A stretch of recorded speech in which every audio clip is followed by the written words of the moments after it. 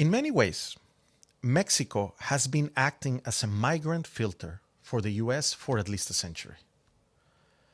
Very few of us know about the situation at the Mexico-Guatemala and Mexico-Belize border region, nor about the urban consequences of this new wave of Central American and South American migrants into the border cities of Matamoros, Laredo, Reynosa, Ciudad Juárez, Nogales, Mexicali, Tecate, and Tijuana.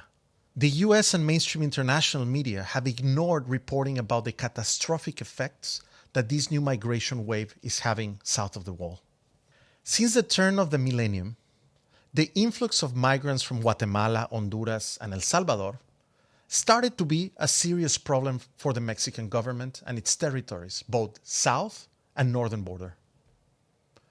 Pressured by the American government to filter the surge of Central American migrants, the Mexican authorities had no choice but to further militarize its southern borders, deploying thousands of troops to the urban and rural areas that have become the passageways. Dozens of new checkpoints have been placed along the Guatemala-Belize border, and investment on surveillance infrastructure has increased considerably. New legal deportation agreements were introduced between Mexico and countries down south, and legislators have been hard at work introducing tougher immigration laws. What the Americans have been doing to Mexicans for decades, now Mexicans are doing to its siblings from south of the border. Such is the trickle-down. However, if billions of dollars in the absolute best and most high-tech military, financial, physical, human, and surveillance infrastructure in the world cannot deter migrants to cross the US from Mexico's northern border, what can we expect from any effort from the Mexican government to militarize its southern border? Currently, the Mexican military is ranked 30th in the terms of its global strength, however they rank that. And its total yearly budget is $11 billion. To put it in perspective, this is less than 2/3 of what Trump was planning to spend in the physical construction of the wall, or 1.4% of the 2021 American military budget. Or you can also say that the American budget is $729 billion more.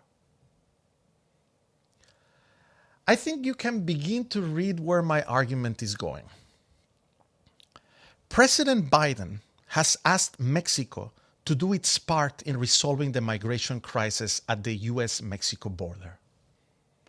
He has forcefully called on Mexico to increase enforcements of its own southern border with Guatemala, take steps to reduce corruption and abuses within its migration system, and provide assistance and resources for migrants who are apprehended while attempting to cross into the United States. Mexico is again being bullied to do so, or otherwise investors would leave, or an infinite amount of penalties could fall on its uncontrollable faith. Mexico is being told to use its military against the Latin American siblings that have also endured the imperialist and neoliberal impositions, which have produced the economic and political crisis that most of the South is currently suffering. Undoubtedly, the primary reason that these waves of migrants are traveling north.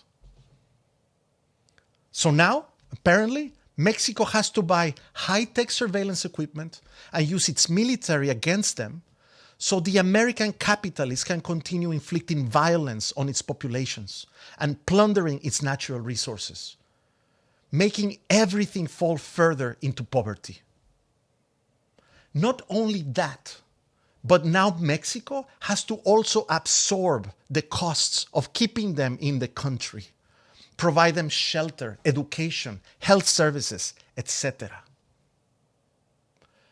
Quite a friendly favor to ask of a country with close to half of its population living below the poverty line, where more than 70% of its rural population live on less than $2 a day.